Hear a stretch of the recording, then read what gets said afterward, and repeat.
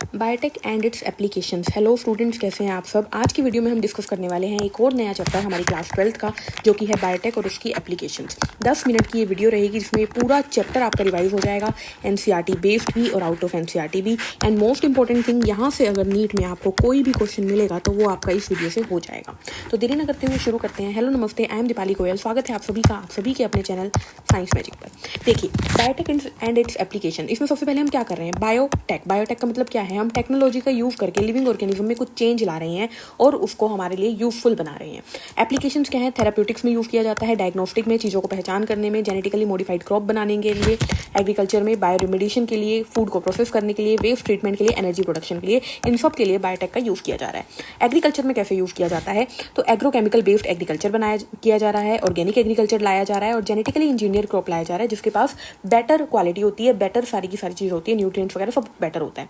ठीक है, अब जेनेटिकली मॉडिफाइड ऑर्गेनिज्म जो होता है, जिसे हम जीएमओ बोलते हैं, ये क्यों बनाए जा रहे हैं, तो ये 5 रीज़न है जहाँ से नीट में लगभग हर साल हमें क्वेश्चन देखने को मिलता है। ठीक है, तो चलिए देखते हैं। पहला रीज़न क्या है, हम चाहते हैं कि एबायोटिक जो स्ट्रेस है, यानी नॉन लिविंग चीज़ों की वजह से जो स्ट्रेस आता है उसके लिए प्लांट टॉलरेंट हो जाए। अचानक से बारिश आ गई, तूफान आ गई या अचानक से सूखा पड़ गया, तो प्लांट उस चीज़ में एकदम से खत्म ना हो जाए, वो सर्वाइव कर पाए। ठीक है, रिड्यूस रिलायंस और केमिकल पेस्टिसाइड, यानी बाहर से हमें पेस्टिसाइड देने ही ना पड़े, वो खुद ही अपने आप के अंदर इतना इम्यून हो। रिड्यूस पोस्ट हार्वेस्ट लॉस, हम चाहते हैं कि भाई हार्वेस्टिंग पोस्ट हार्वेस्ट लॉस जो है वो कम से कम हो। ठीक है, increase efficiency of mineral uses by plant, हम चाहते हैं प्लांट के अंदर जो मिनरल्स हैं उसकी एफिशिएंसी बढ़ जाए। ठीक है, मिनरल्स की एफिशिएंसी बढ़ जाए, उसकी न्यूट्रिशनल वैल्यू बढ़ जाए, जैसे कि गोल्डन राइस बनाया गया है जिसमें विटामिन ए ज़्यादा होता है। ठीक है, यहाँ से भी क्वेश्चन आता है विटामिन ए के बारे में। अब टिश्यू कल्चर क्या होता है, जब हम किसी एक्स प्लांट से, यानी प्लांट के किसी छोटे से पार्ट से पूरा का पूरा प्लांट नया बनाते हैं, एक टेस्ट ट्यूब के अंदर एक स्पेशल न्यूट्रिएंट मीडियम देकर और स्टेराइल कंडीशन देकर, उसी को टिश्यू कल्चर बोलते हैं। टोटीपोटेंसी क्या है, इस एक्स प्लांट से पूरा प्लांट बनने की जो कैपेसिटी है वो टोटीपोटेंसी है। जब बहुत सारे हम थाउजेंड्स ऑफ प्लांट्स बनाते हैं तो उसे माइक्रो प्रोपेगेशन कहते हैं। जब हम न्यू जेनेटिकली आइडेंटिकल प्लांट बनाते हैं टिश्यू कल्चर से तो उसे सोमा क्लोन्स कहते हैं। यानी कि मान लीजिए हमने 3 प्लांट बनाए, तीनों जेनेटिकली आइडेंटिकल है तो तीनों एक दूसरे के सोमा क्लोन्स हैं। और सोमैटिक हाइब्रिडाइजेशन क्या है, जब हम प्लांट के प्रोटोप्लास्ट लेते हैं, 2 प्लांट थे, इसका कुछ करेक्टर अच्छा था, इसका कुछ करेक्टर, इसकी हाइट अच्छी आती थी, इसकी ब्रांचिंग अच्छी आती थी, तो हमने दोनों करेक्टर्स के लिए इसका प्रोटोप्लास्ट निकाला, इसका प्रोटोप्लास्ट निकाला, दोनों को फ्यूजन करवा दिया और नया प्लांट बना दिया, जिसे हम सोमैटिक हाइब्रिड कहेंगे और इस प्रोसेस को बोलेंगे सोमैटिक हाइब्रिडाइजेशन। सोमैटिक का मतलब सोमा लेना, यानी प्रोटोप्लास्ट लेना। अब बात करते हैं बीटी कॉटन की। यहाँ से भी नीट में आपका क्वेश्चन पक्का है, 2026 का ये एक्सपेक्टेड क्वेश्चन है। ठीक है, बीटी कॉटन में सबसे पहले बात करते हैं बीटी का मतलब क्या है। बीटी का मतलब है बैसिलस थ्यूरिनजेनेसिस, जो कि एक बैक्टीरिया है। अब इस बैक्टीरिया के अंदर से एक जीन निकाला गया जिसे बोला गया बीटी जीन, जो कि बीटी टॉक्सिन बनाता था, एक जहर बनाता था जिसे बोला गया बीटी टॉक्सिन। अब बीटी टॉक्सिन क्या था, एक इंसेक्टिसाइडल प्रोटीन था, यानी इंसेक्ट्स को मारने वाला प्रोटीन था, जो कि बैसिलस थ्यूरिनजेनेसिस बनाता था। कौन से इंसेक्ट को मारता था, तो लेपिडोप्टेरन्स जैसे कि टोबैको बडवर्म, आर्मी वर्म, कोलियोप्टेरन्स जैसे कि बीटल्स, डिप्टेरन्स जैसे कि फ्लाइज, मॉस्किटो, इन सब को मारने के लिए बीटी यूज होता था। तो हमने क्या किया, देखो इसके बारे में एक और खास बात है कि जो बीटी टॉक्सिन होता था ना, ये इनएक्टिव होता था, जिसे हम प्रोटॉक्सिन कहते हैं, क्रिस्टल की फॉर्म में मिलता था। अब जैसे ही ये किसी इंसेक्ट, मान लीजिए ये टॉक्सिन हमने किसी प्लांट में डाल दिया, अब वो प्लांट के अंदर जब प्लांट को आके किसी इंसेक्ट ने खाया तो इंसेक्ट की गट में जाते ही एल्कलीन पीएच की वजह से ये इनएक्टिव बीटी टॉक्सिन एक्टिव बन गया। अब समझ में आया प्लांट को क्यों नहीं नुकसान पहुंचाता, क्योंकि प्लांट के अंदर ये इनएक्टिव है, लेकिन इंसेक्ट की एल्कलीन पीएच में जाकर, इंसेक्ट की गट की एल्कलाइन पीएच में जाकर वो एक्टिवेट हो गया। जैसे ही वो एक्टिवेट हुआ तो वो इंसेक्ट की मिड गट की एपिथेलियल सेल से बाइंड हो गया, जिसकी वजह से वहां पर पोर हो गए, सेल स्वेलिंग हो गई, सेल फूल गई, फूल के फट गई और अल्टीमेटली इंसेक्ट की डेथ हो गई। ठीक, अब ये इंसुलेट कैसे किया, तो बीटी टॉक्सिन जीन जो है वो कॉटन प्लांट के अंदर डाला गया, इसीलिए उसे बीटी कॉटन कहा गया। ठीक है, क्या होता है, बीटी टॉक्सिन जीन को निकाला हमने बैसिलस थ्यूरिनजेनेसिस बैक्टीरिया से और फिर उसको कॉटन प्लांट में डाल दिया with the help of vectors. ठीक है, अब क्राई-1AC क्राई-2AB, ये भी नीट के अंदर इंपॉर्टेंट क्वेश्चन है, एक क्वेश्चन पक्का आएगा, चाहे ये आए चाहे ये आए।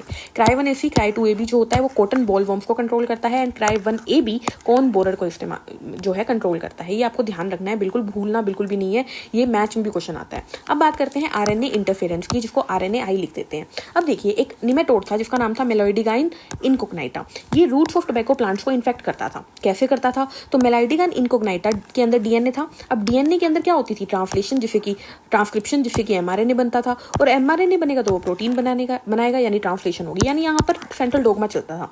ठीक है, तो मेलोइडिगाइन इनकोग्नाइटा का डीएनए ने एमआरएनए बनाया, एमआरएनए ने प्रोटीन बनाया और वो प्रोटीन इन्फेक्शन करा करता था। तो हमें क्या करना है, अगर हम किसी तरीके से ये एमआरएनए बदल दें तो क्या वो प्रोटीन, ये प्रोटीन नहीं बन पाएगा, तो इन्फेक्शन नहीं होगा। तो हम क्या करेंगे, mRNA के अंदर साइलेंसिंग कर देंगे, यानी चेंज ला देंगे जिससे कि वो नॉन इन्फेक्शियस हो जाए। कैसे ला दें, देखिए ध्यान से। हम क्या करेंगे, पहली बात ये याद रखिएगा, प्लांट्स के केस में, हम टबैको प्लांट की बात कर रहे हैं ना, प्लांट के केस में हमेशा वेक्टर कौन होता है, एग्रोबैक्टीरियम, जबकि एनिमल के केस में कौन होता है, रेट्रोवायरस हमारा वेक्टर होता है। देखिए अब होता क्या है, करते क्या है, हम निमेटोड स्पेसिफिक जीन लेते हैं, एक क्या लेते हैं, निमेटोड स्पेसिफिक जीन, यानी एक ऐसा जीन जो कि इसके अंदर जाके काम कर पाए, और उसको एग्रोबैक्टीरियम की मदद से टोबैको के प्लांट में डाल देते हैं। अब टोबैको के प्लांट में वो जो निमेटोड स्पेसिफिक जीन जाएगा तो उसका डीएनए भी जाएगा, उसका डीएनए जाएगा तो वो वहाँ पर ट्रांसक्रिप्शन करेगा, खुद का आरएनए बनाएगा, यानी इस जीन ने अपना एमआरएनए बनाया, सेंस और एंटीसेंस आरएनए बनाया। ठीक है, और ये जो आरएनए है अब क्या करेगा, इस एमआरएनए के साथ जो ऑलरेडी उसके अंदर प्रेजेंट था, उस एमआरएनए के साथ बाइंडिंग कर लेगा। ठीक है, जिसकी वजह से ये एमआरएनए साइलेंस हो जाएगा, चेंज हो जाएगा और प्रोटीन नहीं बनेगा, इन्फेक्शन नहीं होगा। बायोटेक इन मेडिसिन, तो इसके लिए इंपॉर्टेंट चीज़ है इंसुलिन। इंसुलिन जो होती है हमें पता है हमारी बॉडी में ग्लूकोज लेवल को कम करती है, पैनक्रियाज से रिलीज होती है, डायबिटीज मेलिटस हो जाती है इसकी कमी से। ठीक है, पहले ये एक्सट्रैक्ट किया जाता था स्लॉटर्ड कैटल एंड पिग से, लेकिन अब सोचिए इंसुलिन तो बहुत लोगों को जरूरत है, तो कितने कैटल पिग से निकालेंगे, तो जरूरत पड़ी लैब में इसको आर्टिफिशियली बनाने की। तो देखो इंसुलिन के बारे में पढ़ते हैं, तो इंसुलिन का अगर स्ट्रक्चर देखें तो उसमें 3 चेन होती है, ए चेन, बी चेन और इन दोनों को कनेक्ट करने वाली सी चेन। ठीक है, ए और बी के बीच में डाइसल्फाइड लिंकेज होती है। देखिए इसे बोलते हैं प्रो इंसुलिन। क्या बोलते हैं, प्रो इंसुलिन। ये इनएक्टिव होता है। ठीक है, अब क्या होता है, जब इसको काम करना होता है तो ये एक्टिवेट हो जाता है। एक्टिवेट में क्या होता है, सी पेप्टाइड अलग निकल जाती है, ए पेप्टाइड और बी पेप्टाइड जुड़ी रह जाती है।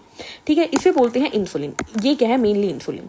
अब हमें लैब में इसको बनाना पड़ा, तो किसने बनाया, तो 1983 में एली लिली एक कंपनी थी, अमेरिकन कंपनी, उसने ए चेन को अलग से प्रिपेयर किया, बी चेन को अलग से प्रिपेयर किया लैब में, और फिर इन दोनों को कंबाइन करवा के इंसुलिन बना दिया। और इन्होंने वेक्टर क्या यूज किया, PBR322, एंड होस्ट क्या यूज किया, ई कोलाई, यानी ई कोलाई की बॉडी के अंदर PBR322 की मदद से इन्होंने इंसुलिन बनवा दिया।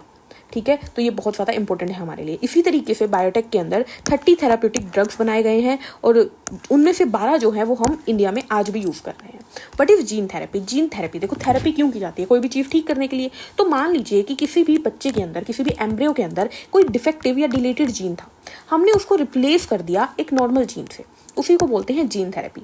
ठीक है, पहला केस इसका देखा गया था, एडीए डेफिशिएंसी का केस देखा गया था 4 ईयर ओल्ड गर्ल में 1990 में। वेरी वेरी इंपॉर्टेंट, ये भी नीट के लिए बहुत इंपॉर्टेंट क्वेश्चन है। अब ये और कैसे किया जा सकता है जीन थेरेपी, बोन मैरो के अंदर ट्रांसप्लांटेशन कर दो, एंजाइम को रिप्लेस कर दो, लेकिन इनके अंदर क्या होता है, कंप्लीटली ट्रीट नहीं होती ये चीज़। ठीक है, प्रोसेस क्या है, प्रोसेस क्या किया जाता है, देखिए हम ह्यूमन के अंदर से, ब्लड के अंदर से लिम्फोसाइट लेंगे, यानी WBC का एक टाइप होता है वो लेंगे, और उसके अंदर हम क्या करेंगे, देखो सीधी सी बात है, अगर किसी पर्सन की एडीए डेफिशिएंसी है, यानी कहीं ना कहीं एडीए बनाने वाला जीन नहीं होगा या डिफेक्टिव होगा, या तो डिफेक्टिव जीन होगा या डिलीटेड जीन होगा एडीए डेफिशिएंसी का। तो अगर हम इस ह्यूमन की बॉडी में एडीए का जीन डाल दें तो क्या एडीए डेफिशिएंसी होगी, नहीं होगी। तो बस वही करना है, हमने पेशेंट का लिम्फोसाइट ली और उसके अंदर एडीए cDNA डाल दिया, यानी एडीए रिलेटेड फंक्शनल जीन डाल दिया। अब और फिर उस लिम्फोसाइट में ये जाते ही जो जेनेटिकली इंजीनियर्ड लिम्फोसाइट है उसको वापस ब्लड में डाल दिया। अब ब्लड में क्या चला गया, ये फंक्शनल जीन चला गया, तो ब्लड में एडीए बनने लग जाएगा, उसकी बीमारी खत्म हो जाएगी। लेकिन लेकिन लेकिन अब इसमें क्या चीज़ होती है, देखो हमें पता है कि लिम्फोसाइट का एक परमानेंट लाइफ साइकिल होता है, कुछ टाइम बाद वो मर जाती है, तो उसके बाद हमें फिर से ये प्रोसेस रिपीट करनी पड़ेगी। तो इसीलिए इसका जो हम बोलेंगे इफेक्ट है वो लॉन्ग टर्म नहीं है, शॉर्ट टर्म है। लेकिन अगर यही काम हम बोन मैरो में करते तो ये क्या हो जाता है, लॉन्ग टर्म वर्क हो जाता है, हमेशा के लिए काम हो जाता है, क्योंकि ये एम्ब्रियोनिक स्टेज में हो गया, बोन मैरो में हो गया, यानी कि अब जितनी भी नई WBCs बनेगी उन सब के अंदर ये बनेगा। अब बात करते हैं ट्रांसजेनिक एनिमल्स क्या होते हैं। जब हम एनिमल्स के अंदर मैनिपुलेशन कर दें ताकि हम एक्स्ट्रा जीन को एक्सप्रेस करवा पाएं, ठीक है, एनिमल के अंदर हम कोई एक्स्ट्रा जीन बनवा दें या एक्स्ट्रा जीन को एक्सप्रेस करवा पाएं, ये देखने के लिए मान लीजिए कोई हमने दवाई बनाई तो हमने वो एनिमल को ट्राई करी, बिल्कुल उसी तरीके से जीन में भी यही केस किया जाता है। क्यों, जीन्स को पढ़ने के लिए कि भाई जीन्स कैसे काम करते हैं, जीन का फंक्शन देखने के लिए हमारी बॉडी के अंदर, उसकी डिसीजेस को पढ़ने के लिए जैसे कि cancer, cystic fibrosis, rheumatoid arthritis, Alzheimer, इन डिसीजेस को स्टडी करने के लिए, वैक्सीन सेफ्टी को चेक करने के लिए और केमिकल सेफ्टी टेस्टिंग के लिए, सब के लिए एनिमल्स को यूज़ किया जाता है और ऐसे एनिमल्स को ट्रांसजेनिक एनिमल्स कहते हैं। उसके अलावा आपको क्या याद रखना है, अल्फा-1 एंटीट्रिप्सिन जो होता है वो एम्फाइसीमा को ट्रीट करने के लिए मदद करता है, नीट के लिए वेरी वेरी इंपॉर्टेंट। रोजी काओ जो है वो पहली ट्रांसजेनिक काओ थी जो 1997 में बनाई गई थी। इसके पास मोर न्यूट्रिशनली बैलेंस्ड मिल्क था क्योंकि इसके मिल्क में अल्फा लैक्टल ब्यूमिन था 2.4 ग्राम पर लीटर। ठीक है। GEAC क्या है? जेनेटिकली इंजीनियर्ड अप्रूविंग कमेटी, ठीक है, जेनेटिकली इंजीनियरिंग अप्रूवल कमेटी, ये क्या होती है? GEAC। अब इसका काम क्या है? मान लीजिए मैंने बैठे बैठे अपने घर में कोई ऐसी लैब में मैं कोई काम कर रही हूँ और मैंने अपनी मर्जी से कोई दवाई बना दी, कोई भी मेडिसिन बना दी और मैं सीधे जाके मार्केट में बेच दूँ, तो नहीं, ऐसा अलाउड नहीं होता। इस मेडिसिन को पहले GEAC अप्रूव करती है, चेक करके अच्छे से डिसीजन देगी कि क्या ये इस लायक है कि पब्लिक में दिया जाए, क्या इसके कोई साइड इफेक्ट्स तो नहीं है, क्या इससे कोई बीमारियां तो नहीं लग रही। तो ये चीज़ें चेक करने का काम किसका होता है? GEAC। लास्ट चीज़ है बायोपिरोसी। बायोपिरोसी के मतलब चीटिंग करना, ठीक है, किसी की चीज़ अपनी बताना। ये राइस के केस में देखी गई थी इंडिया के अंदर 2 लाख वैरायटी मिलती है राइस की, एंड बासमती राइस की 27 वैरायटीज़ मिलती है। 1997 में अमेरिकन कंपनी को पेटेंट मिल गया था बासमती राइस का, US patent and trademark office के थ्रू, ठीक है। तो this is all about the chapter biotech and its application. अगली वीडियो में हम नेक्स्ट चैप्टर करेंगे या फिर इसी के PYQ डिस्कस करेंगे। तो आज की वीडियो में बस इतना ही, मिलते हैं नेक्स्ट वीडियो में, तब तक के लिए हंसते रहिए, मुस्कुराते रहिए, take care, thank you, bye bye.